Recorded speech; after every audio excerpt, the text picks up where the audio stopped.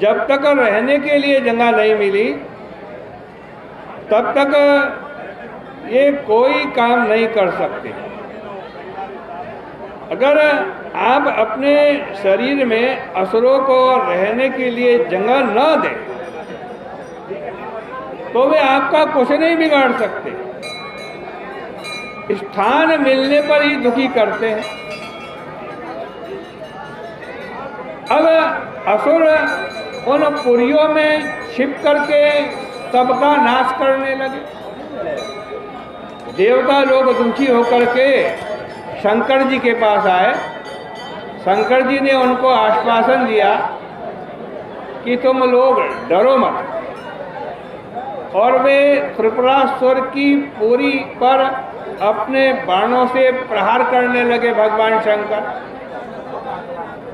परंतु पुरी की चमक बहुत होने के कारण वह नष्ट नहीं होती थी। शंकर जी के बाणों से दैत्य मरे। उनको दूसरे दैत्य उनके पास जो अमृत कुंड था उस अमृत कुंड में डुबा दें, फिर वो मरे हुए दैत्य फिर जीवित हो जाए। और वज्र के समान दृढ़ांग होकर के, बड़े दृढ़ अंग वाले होकर के लड़े। अब जब शंकर जी की असुरों पर एक नजर चली तब भगवान नारायण ने उनके लिए उपाय किया। उन्होंने ब्रह्मा को बनाया बछड़ा और स्वयं विष्णु भगवान बन गए गाय। असल में मायावी के प्रति थोड़ी माया की रचना भी करनी पड़ती है। मैंने एक ग्रंथ में रावण की माया के संबंध में पढ़ा था कि उसने सब राक्षसों को गाय बना दिया। वे सब भगवान रामचंद्र जी की सेना को सींग से मारते हुए आगे बढ़ने लगे। अब मर्यादा पुरुषोत्तम भगवान श्री राम धनुष बाण हाथ में लेकर खड़े रहे। क्या करें बेचारे, गाय पर बाण कैसे चलाए, क्योंकि गाय तो अवध है। इतने में विभीषण आए और बोले, महाराज ये सब रावण की माया, आप ऐसे बाण मारे कि उन बाणों से बाघ बन जाए। अब बाघ को देख करके गाय अपने आप भाग जाएगी।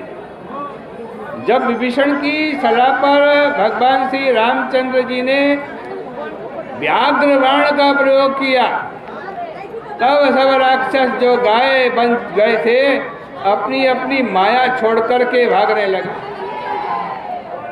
तो युधिष्ठिर जब ब्रह्मा बछड़े और विष्णु गाय बन गए तब उन्होंने मय दानव की त्रिपुर में प्रवेश किया।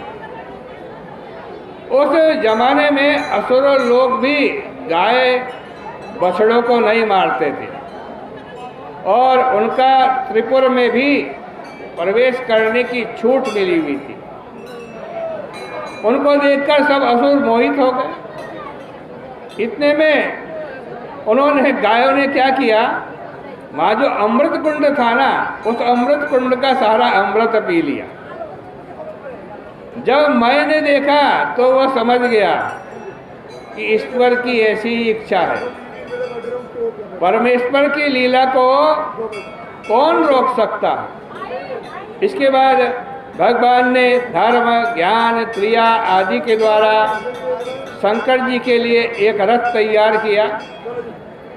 उसके लिए सूत ध्वज आदि बनाया। स्वयं विष्णु भगवान शंकर जी के बाण के ऊपर आकर के बैठ गए।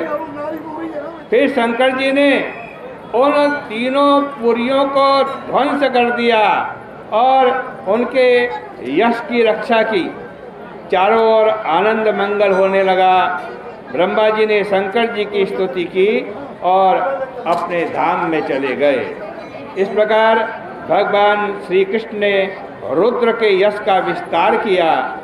ऐसे ऐसे परम पवित्र चरित्र भगवान श्री कृष्ण के हैं। इस प्रकार से श्रीमद् भागवत जी के सप्तम स्कंद का ये आज 10वां अध्याय भी परिपूर्ण हो रहा है। कल से एकादश 11वें अध्याय की चर्चा आपके सामने होगी। आज की चर्चा का विराम यहीं पर करते हैं। बोले गंगा मैया की जय।